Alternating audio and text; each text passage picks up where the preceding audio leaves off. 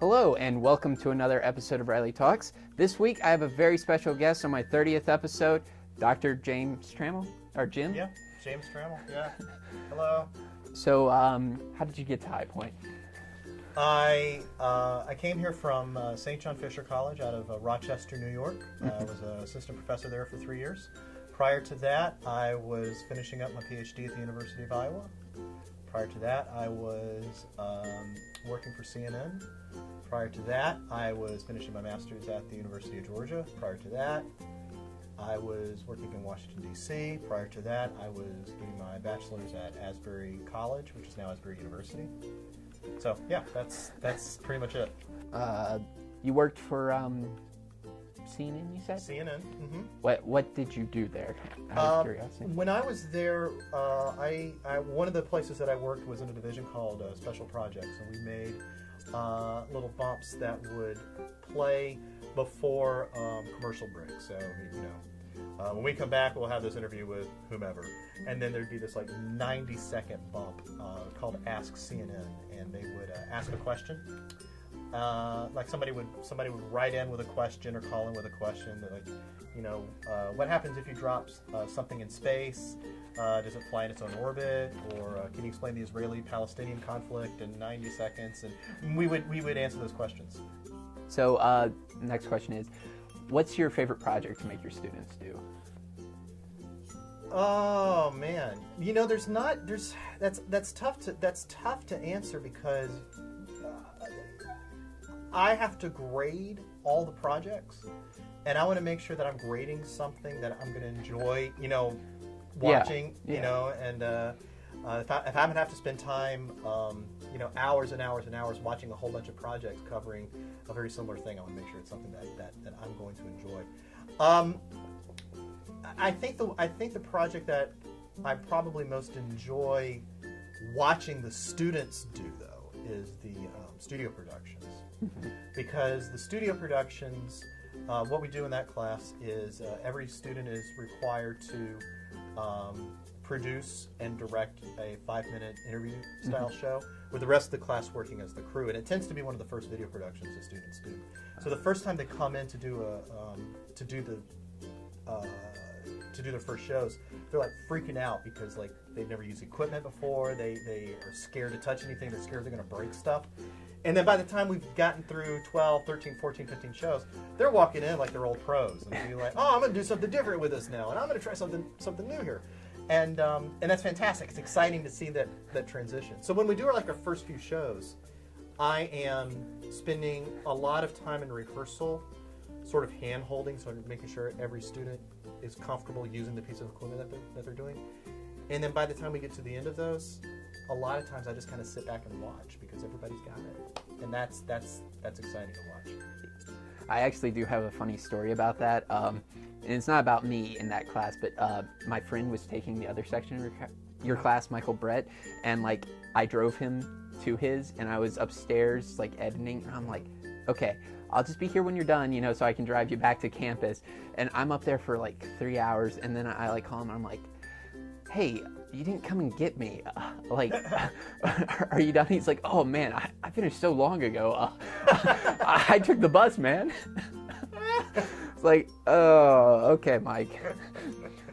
My next question is, tell us about your kids, because you always have such interesting stories about them. They're great. I have a 7-year-old named Cooper, and I have a 3-year-old named Elliot, and they are remarkable.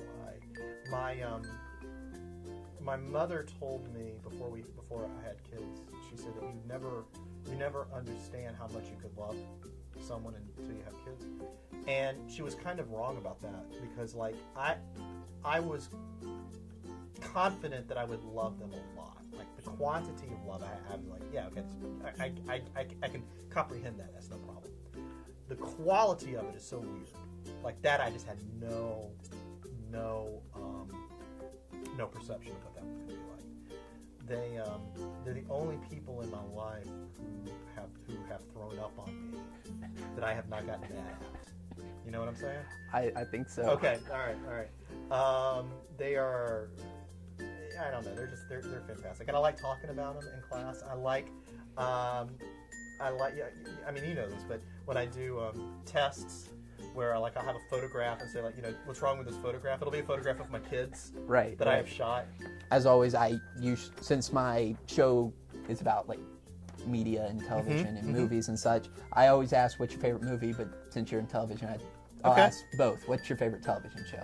Well, okay, I would say the way that I answer that question, because there's a lot of really good shows out there, and there are shows that I continue to come back to, and I'll talk about those in a second. But I also like to think about what are some shows or movies that I will be disappointed that I'll never get a chance to experience for the first time again, that just shock me and surprise me so much. The West Wing, I really, really like.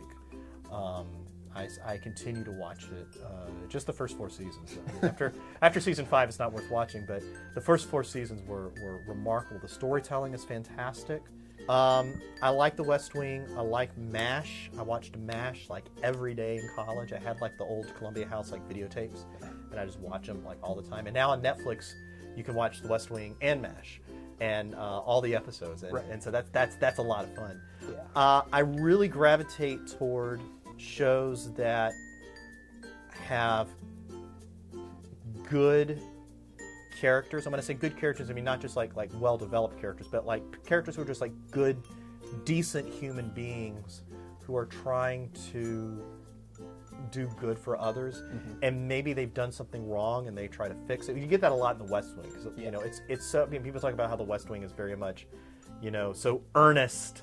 And as if like that's a problem with the show. Like the characters just want to do the right thing for everybody, and I'm like, what's wrong with that? That's fantastic. That's great. That's awesome. And are they flawed? Absolutely. And in their flaws, they try to continue to do what's good and what's right. Right.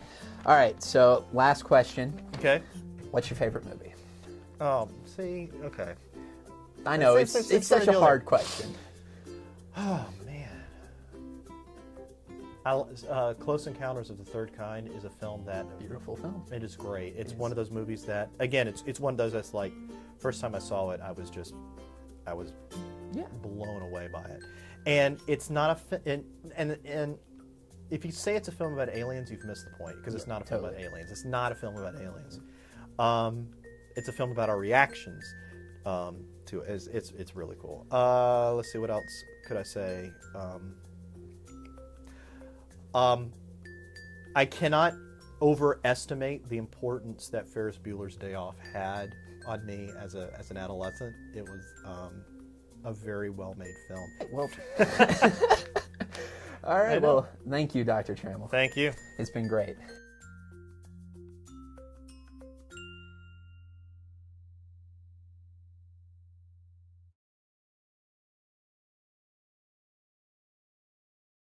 Well, everybody, that's the end of the episode, and with it, the end of the series. We've made it through 30 wonderful episodes, and I've had an amazing time each week coming to you and, giving you this. But I feel that it's time to move on from this vlog and focus more on filmmaking. And so with that, I'm saying goodbye, and it is kind of sad because I've done this for a very long time now, and it's going to be weird not doing this next week, and